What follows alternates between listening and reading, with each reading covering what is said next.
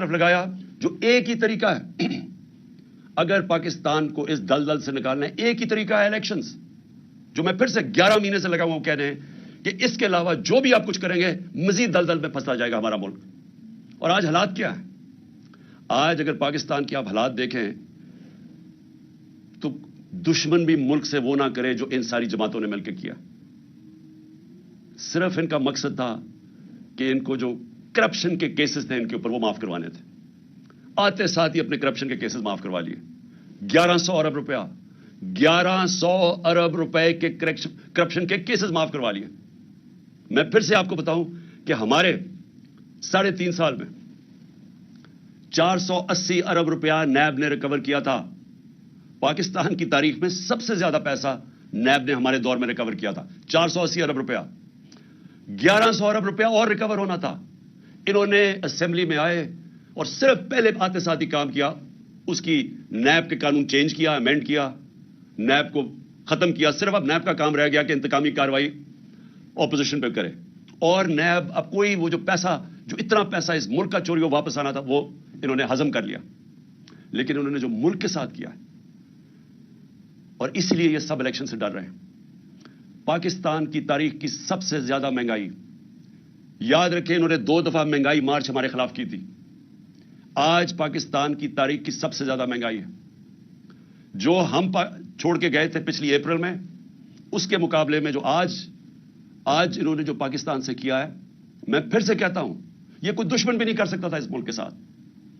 सबसे ज्यादा पहले मैं महंगाई के ऊपर मैं इसलिए याद कराना चाहता हूं कि घरों के अंदर हमारी माएं बहनें वो सब देख रही हैं कि क्या हो रहा है। उनको पता है कि जो खाने, बुनियादी चीजों की मैं बात कर रहा हूं, मैं तो और गाड़ियों की और बड़ी चीजों की बात नहीं कर रहा जो एयरलाइन टिकट महंगे हुए, मैं तो बात कर रहा हूं जो आम घर के अंदर आज चीजें इस्तेमाल होती हैं, उसमें जो महंगाई आई है, ये इस मुल्क की तारीख में नहीं आई। ये जरा मोटी मोटी चीज है कि एक आम घर के अंदर अपने अगर फैमिली है, मेरे बच्चे हैं, तो मैं क्या, मुझे अंडे चाहिए, 135 से अंडों की कीमत गई है 246।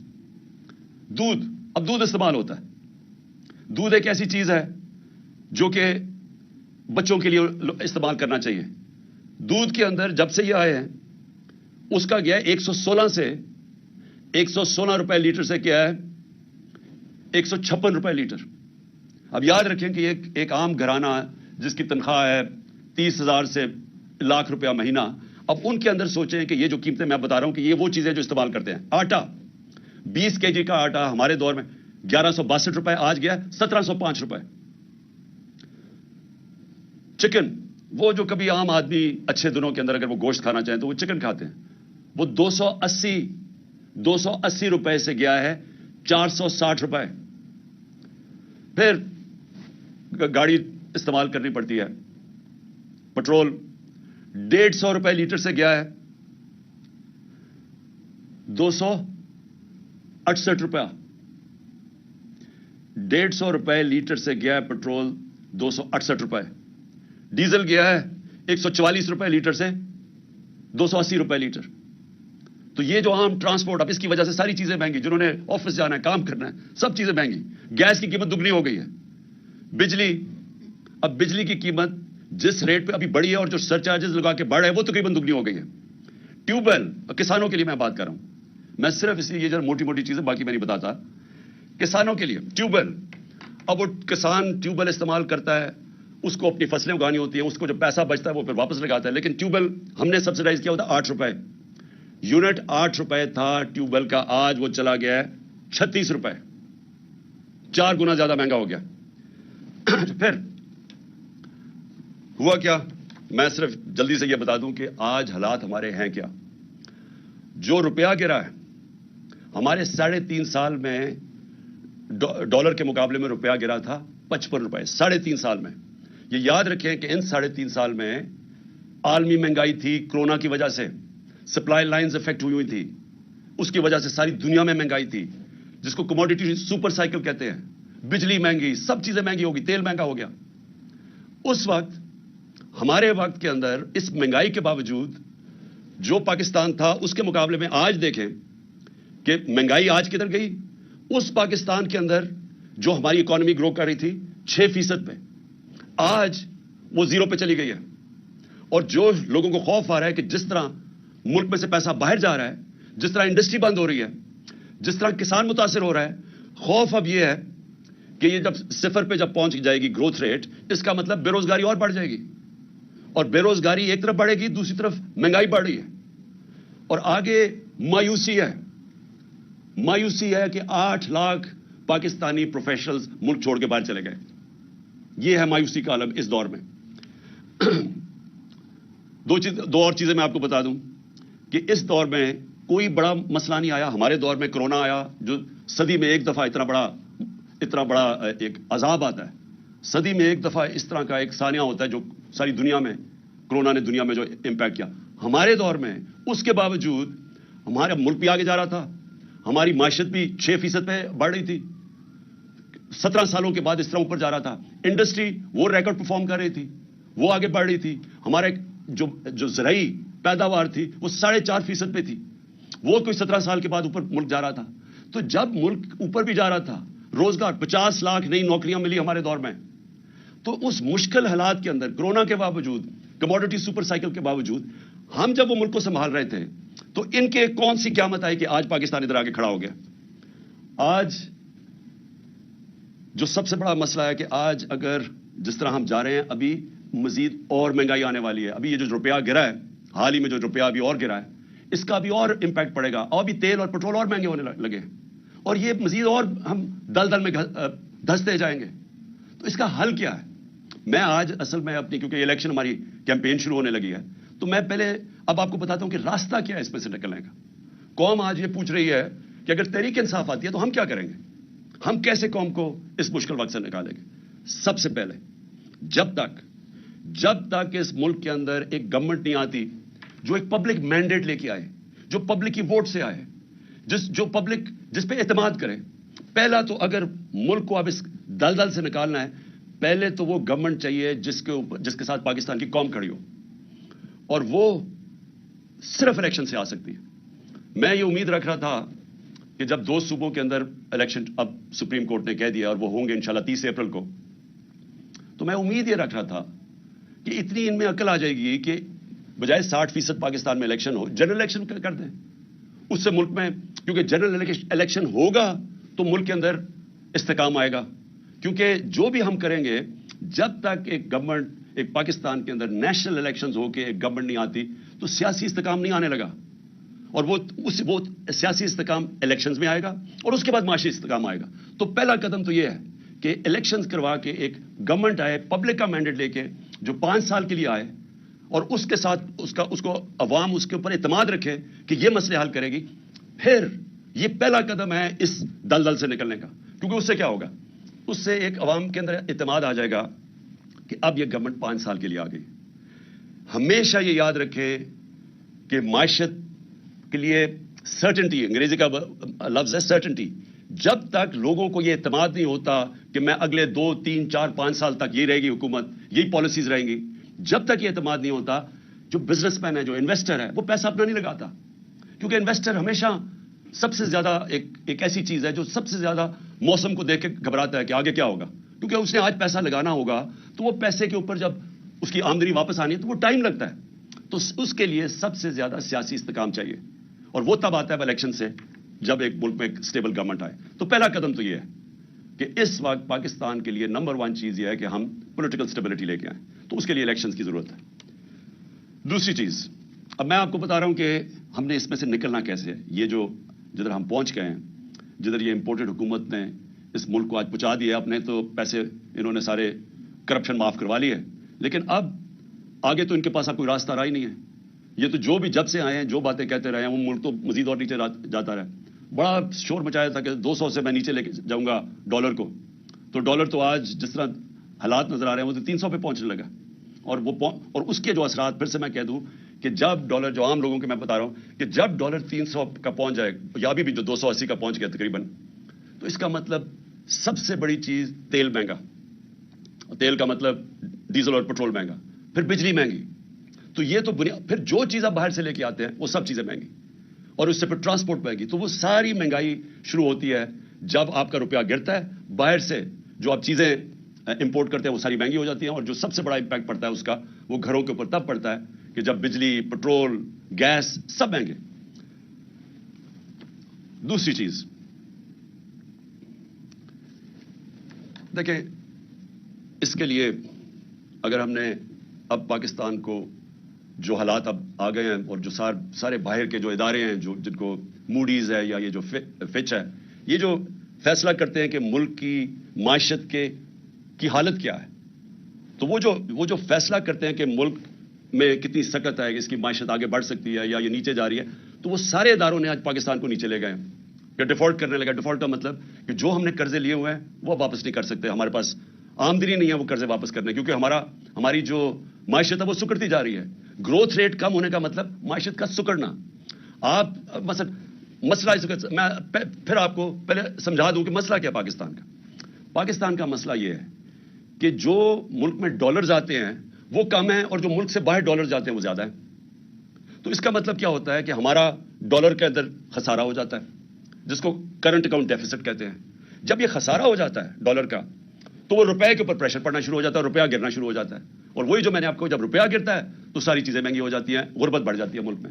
اور ملک میں جب روپیہ آپ کا گرتا ہے تو ملک کی آمدنی گر جاتی ہے. تو ایک مثلا اب 100 روپیہ ڈالر مہنگا ہو گیا, اس سے کیا ہوا؟ اس سے ہماری پاکستانی, اگر آپ کے بینک میں پیسے پڑے ہوئے ہیں روپیوں میں, تو وہ 100 روپے, اگر آپ کا 300 روپیہ پڑا ہوا ہے تو اس میں سے 100 روپیہ کم ہو گیا, اس کی یعنی خریدار کی پاور کم ہوگی. لیکن اگر آپ نے یہ جو سارے باہر سے امپورٹڈ گورنمنٹ ہے, ان کے تو سارا پیسہ باہر پڑا ہوا ہے, ان کے تو ڈالرز میں پیسے پڑے ہیں, ان کی پراپرٹیز میں, پھر بینک اکاؤنٹ سارے ڈالرز میں ہیں, تو ان کو مزید 100 روپے کا فائدہ ہو گیا. تو پاکستانی غریب ہو گئے, اور یہ جو باہر سے چوری کر کے پیسہ باہر لے جاتے ہیں ان کی دولت میں اضافہ ہو گیا. تو سب سے جو میں یہ دوسرے پوائنٹ آپ کو کہنے لگا تھا کہ سب سے امپورٹنٹ اب چیز کیا ہے اس وقت, اس مشکل جو ہم آگے دیکھ رہے ہیں, اس سے اگر ہمیں نکلنا ہے تو ایک ملک کو یونائٹ ہونا پڑے گا, ہمیں متحد ہونا پڑے گا. یہ جنگ اب یہ ایسی نہیں لڑی جائے گی کہ گورنمنٹ آئی اور کوئی گورنمنٹ سمجھے کہ وہ اکیلی لڑ سکتی ہے. عوام کو ساتھ کھڑا ہونا پڑے گا, اداروں کو ساتھ کھڑا ہونا پڑے گا, سب کو متحد ہو کے اس کا مقابلہ کرنا پڑے گا. اور جب بھی دنیا کے اندر کسی قوم کے اوپر مشکل وقت آتا ہے, آپ دنیا کی تاریخ دیکھ لیں, آپ اور تو اور مثال دوسری جنگ عظیم میں 2 ملک مکمل طور پہ تباہ ہو گئے, جرمنی اور جاپان, لیکن 10 سال میں پھر کھڑے ہو گئے, کیونکہ وہ قومیں تھیں, انہوں نے مل کے مقابلہ کیا, سب اکٹھے ہوئے, ادارے سب نے فیصلہ کیا کہ ہم نے پھر سے اپنے پیر پہ کھڑا ہونا ہے, اور کھڑے ہو گئے. جب قوم اکٹھی ہو جاتی ہے اس کے لیے کوئی چیز ناممکن نہیں ہوتی. قوم جب فیصلہ کر لیتی ہے کہ ہم نے اپنے پیر پہ کھڑا ہونا ہے, ایک غیرت مند ملک بننا ہے, کسی کے سامنے ہاتھ نہیں پھیلانا, جب اس میں خودداری آ جاتی ہے وہ پھر قربانیاں دیتی ہے, اور مشکل وقت سے نکلنے کے لیے ہمیشہ قربانیاں دینی پڑتی ہیں. اب میرا گھر ہے, قرضے چڑھ گئے, اب جب قرضے چڑھ گئے تو میں کیا کروں گا؟ میں اپنی آمدنی بڑھانے کی کوشش کروں گا, اور جب تک میری آمدنی بڑھتی میں اپنے خرچے کم کروں گا. اس کے علاوہ تو جب سے اللہ نے دنیا بنائی ہے اور کوئی دوسرا راستہ نہیں ہے. تو ہمارے سامنے بھی اب پاکستان کے سامنے یہ راستہ ہے, ہم نے اپنے خرچے کم کرنے ہیں. ہم نے ہر وہ ادارہ جو کہ پاکستان کے اوپر بوجھ بنا ہوا ہے, ہر وہ گورنمنٹ کارپوریشن جو بوجھ بنی, اب ہم نے سوچنا ہے کہ ہم کیسے ان کو ٹھیک کرنا ہے. اور اس کے لیے ہمیں وہ جو پاکستان نے اپنی تاریخ میں نہیں اٹھائے, ہم شارٹ کٹس لے لیتے ہیں, ہم ایڈ لے لیتے ہیں, ہم قرضے لے لیتے ہیں. اس سے کیا ہوتا ہے, اور جو یہ حکومت کرنے کی کوشش کر رہی ہے, ہاتھ پھیلایا کہ جو کہیں سے قرضے آ جائیں, بڑا یعنی خوشیاں بنائی جاتی ہیں کہ جی وہاں سے چائنا نے $500 ملین کا قرضہ دے دیا. لیکن یہ تو کینسر کا علاج ڈسپلن سے ہو رہا ہے, کینسر تو پھیلتی جا رہی ہے. کینسر کا جب تک کینسر کاٹ کے نکالی نہیں جائے گی, اب یہ ملک کا علاج ہو نہیں سکتا قرضوں سے. تو اس سے کیا کرنا ہے؟ پہلے تو ہم نے اپنے خرچے کم کرنے ہیں. کئی ہماری گورنمنٹ کارپوریشن کا نقصان کر رہی ہیں, ان کو بالکل ریسٹرکچر کرنا ہے. ہم نے اتنی بڑی گورنمنٹس بنا دی ہیں, سوچنا ہے کہ ان کو ہم نے صحیح طرح چلانا کیسے ہے.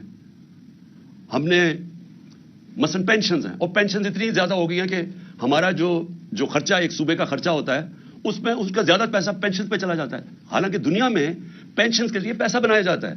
پینشنز کو سیونگ کروا کے جو لوگ پینشن دے رہے ہوتے ہیں وہ اپنی پینشن فنڈ میں کنٹریبیوٹ کرتے رہتے ہیں, وہ بڑا فنڈ بن جاتا ہے. مہاتر محمد نے مجھے بتایا کہ وہ ان کا جو پینشن فنڈ ہے وہ ان کے لیے پیسے وہ انویسٹ کرتے ہیں, اس سے پیسہ آتا ہے, اور اس سے پیسے میں وہ ملک کی دولت میں اضافہ ہوتا ہے. ہمارے لیے وہ بوجھ بنا ہوا ہے. تو میں صرف مثال دے رہا ہوں کہ ہمیں وہ قدم اٹھانے پڑیں گے جو اب تک ہم پاکستان میں نہیں کرتے رہے. ریولوشنری چینجز کرنے پڑیں گے اور اس میں سب کو اکٹھا ہونا پڑے گا. ہم سارے جو ادارے ہیں سب کو فیصلہ کرنا پڑے گا کہ اب یہ راستہ ہے ہمارا اور ہم سب نے اس راستے پہ جانا ہے. آمدنی کیسے بڑھے گی؟ ایکسپورٹس بڑھانی پڑیں گے, یعنی اس ملک میں اب ڈالر لانے پڑیں گے. وہ کون کون سے طریقے ڈالرز لانے کے لیے؟ ایکسپورٹس. آج تک کسی نے توجہ نہیں دی ایکسپورٹس کے اوپر. جو ساری دنیا میں ملک آگے بڑھے ہیں, چائنا آگے بڑھا ہے, ایسٹ ایشین ٹائیگرز آگے بڑھے ہیں, وہ ساروں نے اپنی ایکسپورٹس کے اوپر زور دیا ہے. ہم نے کبھی توجہ ہی نہیں دی کسی نے. ہم جب آئے تھے تو پچھلے 5 سال ہمارے پہلے export to G D P ratio وہ نیچے چلی گئی تھی, بجائے پازیٹو ہونے کے نیچے آ گیا تھا, کیونکہ کسی کی توجہ ہی نہیں ہے ایکسپورٹس کے اوپر. تو سب سے پہلے تو دولت میں اضافہ کرنے کے لیے, اپنے ملک کی دولت اضافہ کرنے کے لیے سب کو سمجھانا پڑے گا کہ ہر چیز جو پاکستان ایکسپورٹ کر سکتا ہے, ہمارے ساری گورنمنٹ کے اداروں نے پورا مل کے ان کی مدد کرنی ہے کہ وہ ایکسپورٹ زیادہ کریں.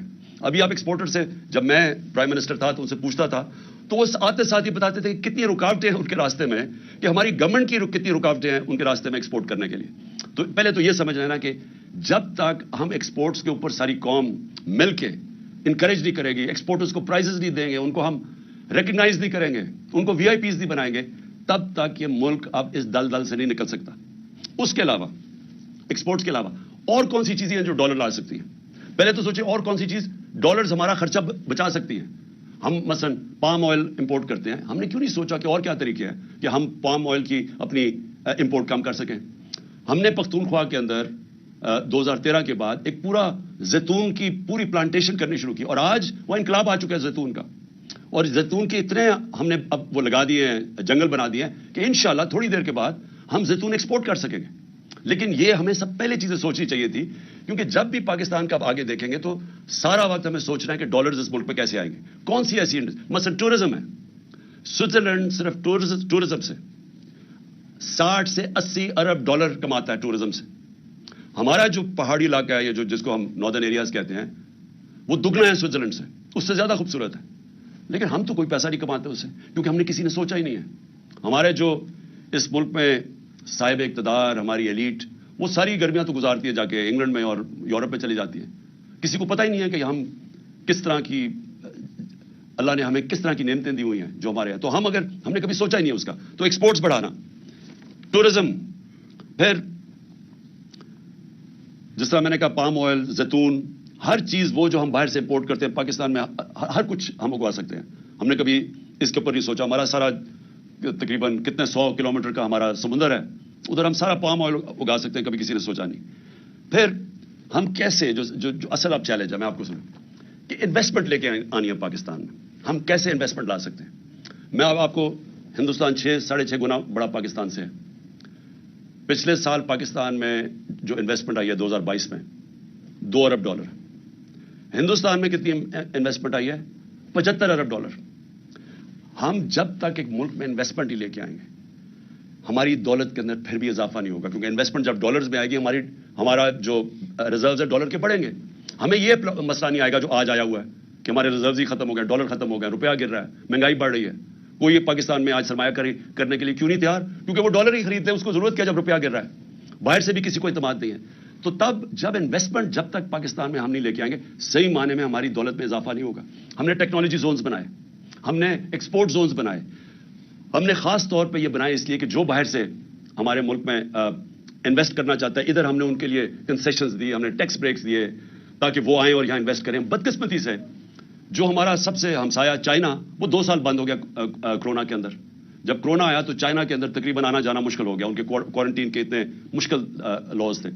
تو وہ ہم نے وہ 2 سال مس کر دیے.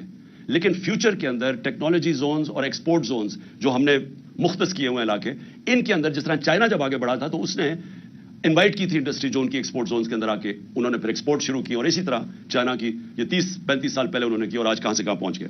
تو ایکسپورٹ زونز ہیں, ٹیکنالوجی زونز, اور ٹیکنالوجی کی اب ذرا میں ٹیکنالوجی یہ دیکھیں, آئی ٹی ایکسپورٹس. ہم نے ان کی پہلی دفعہ آئی ٹی کی مدد کی, جو آئی ٹی کی کمپنیز تھی ہم نے ان کو انسینٹیوز دیے, تو ہماری 75% ایکسپورٹس بڑی آئی ٹی کی, اور بدقسمتی سے آ کے حکومت نے وہ ختم کر دیے جو انسینٹیوز دیے ہوئے تھے. ہندوستان کی آئی ٹی کی صرف ایکسپورٹس 150 ارب ڈالر ہے جو وہ آئی ٹی ایکسپورٹس کرتی ہے. تو ہمارے پاس ایک ینگ پاپولیشن ہے, نوجوان آبادی ہے, ہمارے پاس بڑے آرام سے, اگر ہندوستان کر سکتا ہے ہم کم از کم 20-30 ارب ڈالر تو ایکسپورٹ کر سکتے ہیں. کبھی کسی نے توجہ نہیں دی. تو اس کے اوپر ہم زور لگا رہے ہیں اور ہم نے آخری 2 سال کوشش بھی کی. لیکن یہ جو میں انویسٹمنٹ کی پہلے بات کر رہا ہوں, دیکھیں یہ کیسے انویسٹمنٹ آئے گی پاکستان میں. ہمیں ایک ماحول بنانا پڑے گا. وہ ماحول کیسے بنے گا؟ ہمیں اس ملک میں رول آف لا قائم کرنا پڑے گا. اگر اب پاکستان نے آگے بڑھنا ہے تو یہ جو میں انصاف کی تحریک 26 سال پہلے چلائی تھی, یہ آپ سمجھ جائیں کہ جس ملک کے اندر انصاف ہے, قانون کی حکمرانی ہے, وہ ملک ترقی کر جاتے ہیں, وہ خوشحال ہے. جن ملکوں کے اندر جنگل کا قانون ہے, بنانا ریپبلکس ہیں, جس کی لاٹھی اس کی بھینس ہے, وہ جتنے مرضی آپ وسائل ان ملکوں میں قائم رکھ دیں, وہ ملک آگے نہیں بڑھ سکتے. میں یہ بار بار آپ کے سامنے کہتا رہا ہوں کہ جو مدینہ کی ریاست میرے نبی صلی اللہ علیہ وسلم نے بنائی تھی, اس کی بنیاد عدل اور انصاف تھا.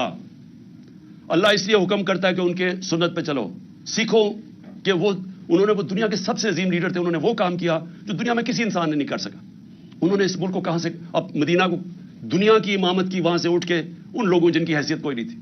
تو سب سے پہلے مدینہ میں عدل اور انصاف قائم کیا. آج اب دنیا اٹھا کے دیکھ لیں, جن ممالک کے اندر رول آف لا ہے وہ خوشحال ہیں, اور جن ممالک کے اندر جس طرح ہمارے آج حالات ہیں کہ این آر او مل جاتا ہے. کیوں نہیں جی, کس یورپین ملک میں کبھی سنا ہے این آر او کسی کو ملتا ہوا؟ کبھی امریکہ میں سنا ہے, سوئٹزرلینڈ میں سنا ہے, کبھی سنا ہے کہ آپ چوری کریں, ملک کی دولت چوری کریں اور آپ کہیں جی میں قانون سے اوپر ہوں؟ اس کو جنگل کا قانون کہتے ہیں. کبھی سنا ہے؟ اپنے پاکستانی آپ کے باہر ہیں, 1 کروڑ پاکستانی باہر بیٹھا ہوا ہے. کبھی ان سے پوچھیں کہ یورپ, انگلینڈ, امریکہ, ناروے, آسٹریلیا, کبھی قبضہ گروپ کا نام سنا ہے؟ کبھی کوئی طاقتور کمزور کی زمین پہ قبضہ کر سکتا ہے؟ کیونکہ انصاف ہے وہاں. کیوں آپ کے لوگ یہاں سے پوری ہر قسم کی کوشش کرتے ہیں باہر جانے کے لیے؟ ابھی مجھے افسوس ہوا, ہماری ایک ہاکی پلیئر تھی, ترکی سے جاتے ہوئے اٹلی, وہ ان کی کشتی ڈوب گئی, اس میں پتہ نہیں کتنے 26 پاکستانی بھی ڈوب گئے, اور وہ ہماری ہاکی پلیئر بھی ڈوب گئی. تو کیوں سوچا کہ کیوں اتنے لوگ چانس لیتے ہیں؟ ہر روز آپ پڑھتے ہیں کہ وہ کشتیوں میں جانے کی کوشش کر رہے ہیں یورپ میں, اور وہاں راستے میں ڈوب جاتے ہیں. کیوں جاتے ہیں؟ وہاں پیسے تو کوئی بانٹ نہیں رہا. ان ملکوں کے اندر انصاف ہے. انصاف کا مطلب کیا ہے کہ میں اگر محنت کروں گا مجھے محنت کا پھل ملے گا.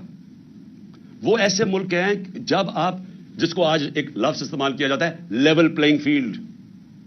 لیول پلئنگ فیلڈ تب آتی ہے جس ملک کے اندر رول آف لا ہوتا ہے, انصاف ہوتا ہے. جب ایک ملک کے اندر انصاف ہوتا ہے, لوگوں کو تحفظ ملتا ہے, ان کے جس کو فنڈامنٹل رائٹس کہتے ہیں, بنیادی حقوق کو ان کے ملک کا قانون حفاظت کرتا ہے ان کی. جب مجھے پروٹیکشن ملتی ہے تبھی میں آزاد ہوتا ہوں, اور آزاد لوگ ہی بڑے کام کرتے ہیں. تو جو بنیادی چیز انصاف دیتا ہے وہ آزادی دیتا ہے, وہ ایک انسان کو لیول پلئنگ فیلڈ دیتا ہے.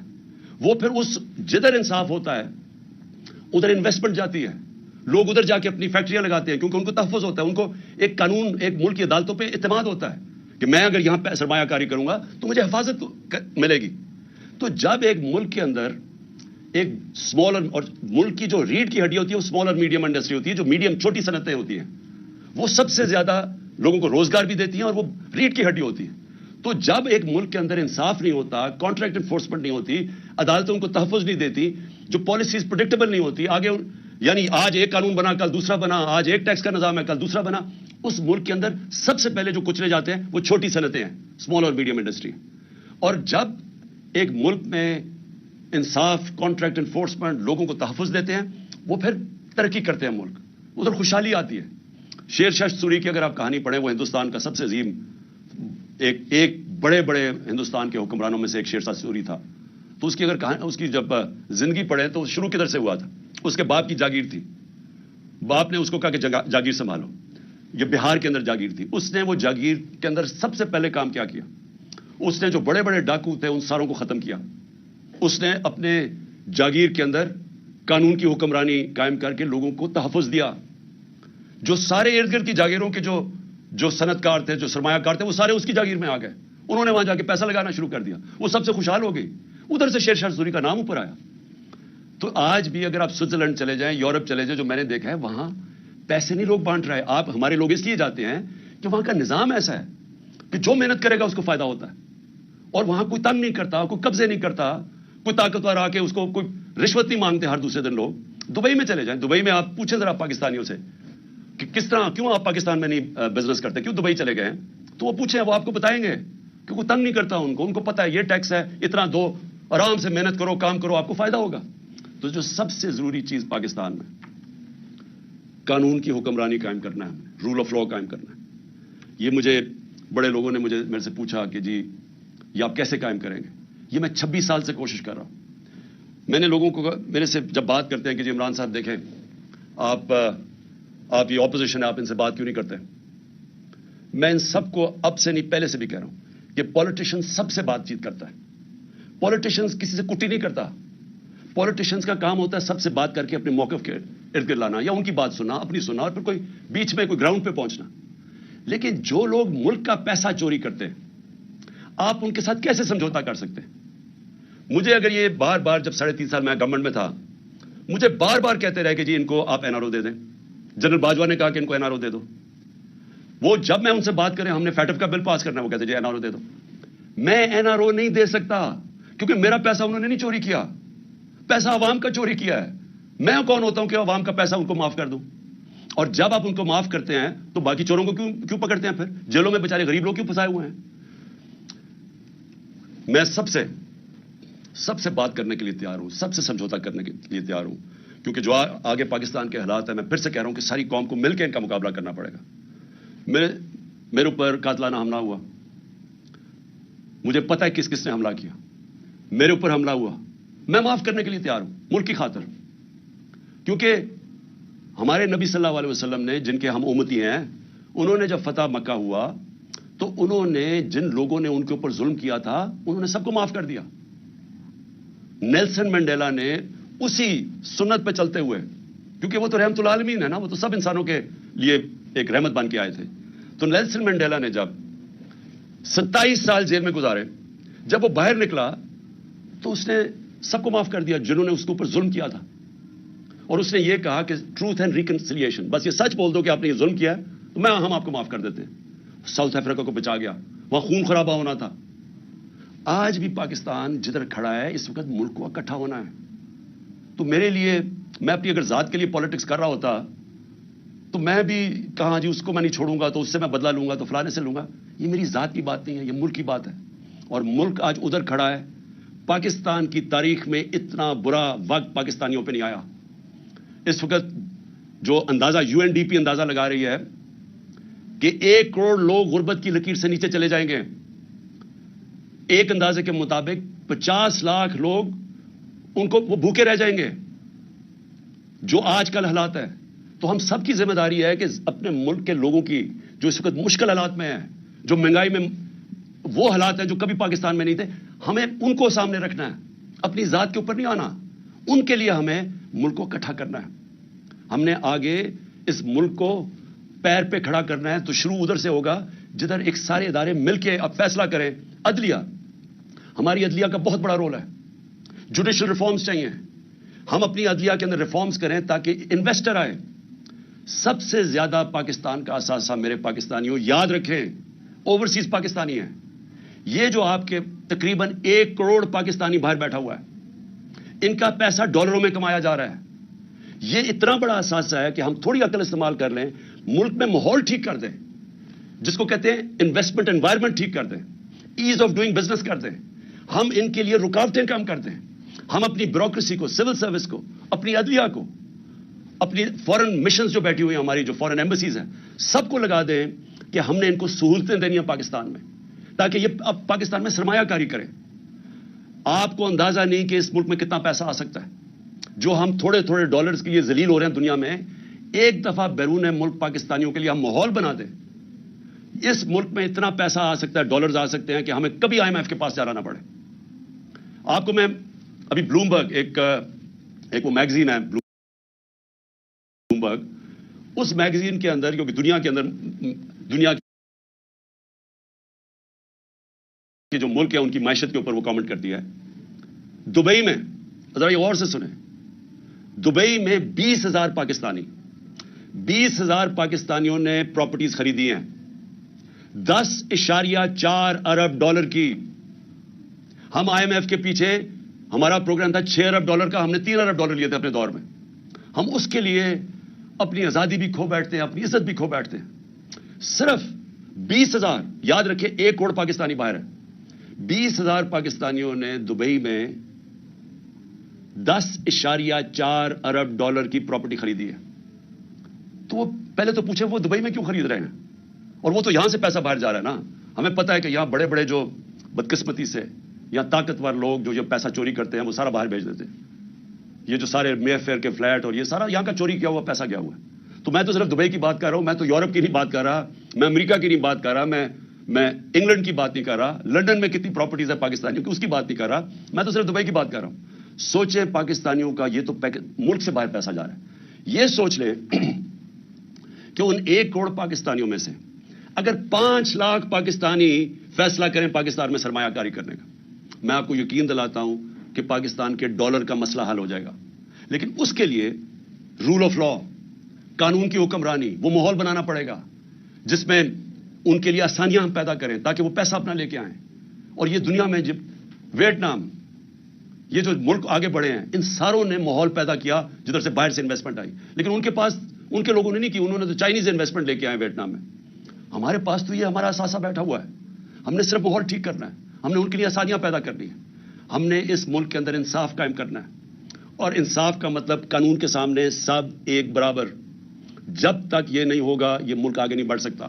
میں آپ کو بار بار نبی صلی اللہ علیہ وسلم کی جو حدیث ہے کہ تمہارے سے پہلے بڑی قومیں تباہ ہوئی, جب طاقتور چوری کرے اسے نہ پکڑو اور کمزور کو جیلوں میں ڈالو, وہ قوم تباہ ہو جاتی ہے. یہ ہماری تباہی کا سب سے بڑا مسئلہ آج یہ ہے کہ طاقتور چوری کر کے کہتا ہے این آر او دے دو, نہیں تو ہم تمہاری گورنمنٹ نہیں چلے دیں گے, اور ہم صرف چھوٹے چوروں کو جیل میں ڈالتے ہیں, ملک تباہ ہو جاتا ہے. تو سب جو ان ساری چیزوں کو ایک اگر پوائنٹ سب سے زیادہ وہ ہے قانون کی حکمرانی, رول آف لا. تو آخر میں اور اس میں اور میں بتا دوں, ہم ٹیکس ریفارمز کر رہے تھے, ہم ایف بی آر کو ٹھیک کر رہے تھے, ٹیکنالوجی لے کے آ رہے تھے, ہم نے ٹریک اینڈ ٹریس سسٹم بنا دیا تھا, ہم نے آرٹیفیشل انٹیلیجنس کے ذریعے ہم نے 35 ملین ٹیکس پیئرز کو آئیڈینٹیفائی کیا رہا تھا جو مزید جو ٹیکس نہیں دے رہے تھے لیکن ان کے پاس وسائل تھے. تو ہم نے آرٹیفیشل انٹیلیجنس کے ذریعے ان کو آئیڈینٹیفائی کیا. تو آہستہ آہستہ ہمارے پاس تو بھی صرف 20-25 لاکھ ٹیکس پیئر والے لوگ ہیں. 22 کروڑ میں صرف 25 لاکھ لوگ ٹیکس دیتے ہیں. تو ہم نے یہ جو تقریباً 3.5 کروڑ لوگوں کو آئیڈینٹیفائی کیا تھا, اگر ہم ان کو ٹیکس میں لے آئیں تو ہماری آمدنی میں اور اضافہ ہو جائے گا, ہماری انویسٹمنٹ آ جائے, ڈالرز آ جائیں گے, ہماری ایکسپورٹس آہستہ آہستہ جو ہم بڑھا رہے تھے اور ان کو انسینٹیوائز کریں اس میں ڈالرز میں اضافہ ہو جائے گا. تو آخر میں اور پھر مدنیات, ہم نے کبھی اس کے اوپر زور ہی نہیں دیا. ایک تو بڑا غلط کیا کہ سارے صوبوں کے اندر منرلز کی جو ڈپارٹمنٹ ہے وہ ادھر ڈال دی, ان کے پاس کیپیسٹی نہیں ہے. اتنا زیادہ پوٹینشیل ہے پاکستان مدنیات یا منرلز کو ہم بیچ کے, ہم نے اس میں بھی ایسٹیمیٹ کیا ہم اور ڈالرز لا سکتے ہیں پاکستان کے اندر. تو آخر میں انشاءاللہ اگلے ہفتے میں اپنا پہلا جلسہ کر رہا ہوں اور میں آغاز کر رہا ہوں اپنی الیکشن کیمپین کا. میں اپنی ساری خیبر پختونخوا اور پنجاب میں سارے اپنی پارٹی کو کہنا چاہوں گا تیاری کر لیں. میں انشاءاللہ اگلے ہفتے 10 دن زیادہ سے زیادہ 2 ہفتے تک ٹکٹ سارے بانٹ دوں گا. میں خود ٹکٹس کا میں آپ کو یہ بتا دوں کہ اس باری میں خود ٹکٹس دے رہا ہوں.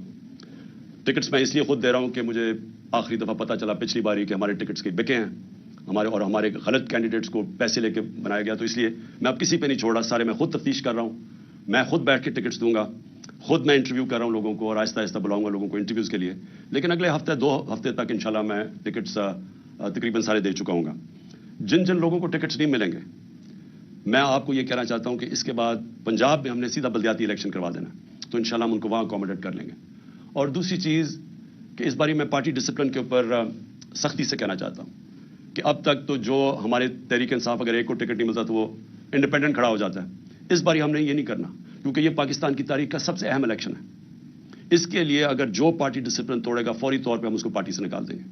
اور میں اس لیے کہہ رہا ہوں کیونکہ میں پوری اپنی دیانتداری سے کوشش کر رہا ہوں, اور میں آپ کو یہ کہتا ہوں کہ کسی قسم کی نہ میں نے سفارش آج تک سنی ہے, نہ مجھے کسی قسم کی کوئی لالچ کوئی دے سکتا ہے. تو میں اپنی پوری دیانتداری سے ٹکٹس دوں گا, اور میں پھر سے کہتا ہوں کہ اگر کوئی کسی نے پھر کھڑا ہو گیا تو ہم اس کو اس باری پارٹی سے نکال دیں گے.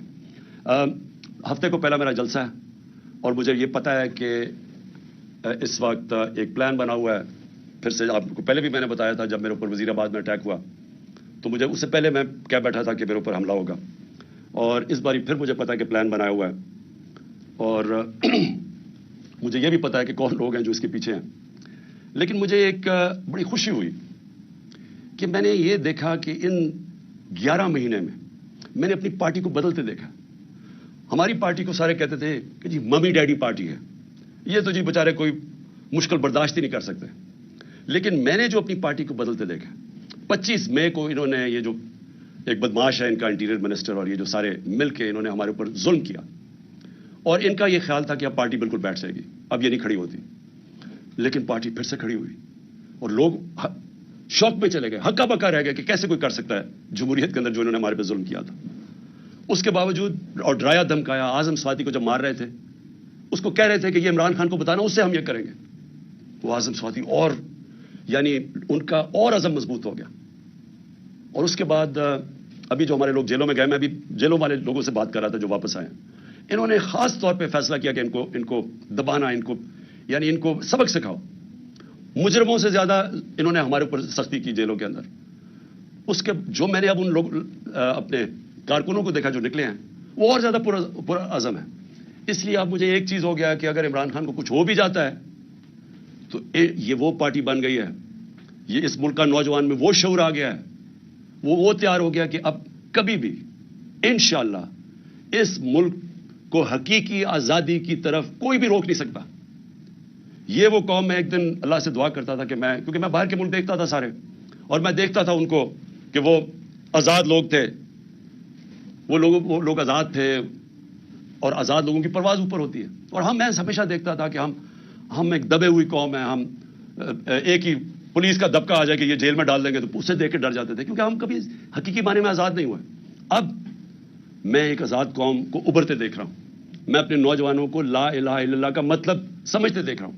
لا الہ الا اللہ انسان کو غیرت دیتا ہے, خودداری دیتا ہے. یہ جو خوف کا سب سے بڑا جو غلامی انسان کرتا ہے, وہ خوف کی بت کی غلامی کرتا ہے. میں نے اس سے آزاد ہوتے دیکھا لوگوں کو. اس لیے مجھے یہ فکر نہیں ہے کہ جو بھی آگے راستہ ہوتا ہے, مجھے پتا ہے کہ جو یہ اب قوم نکل رہی ہے, اب اس کو کوئی غلام نہیں بنا سکتا.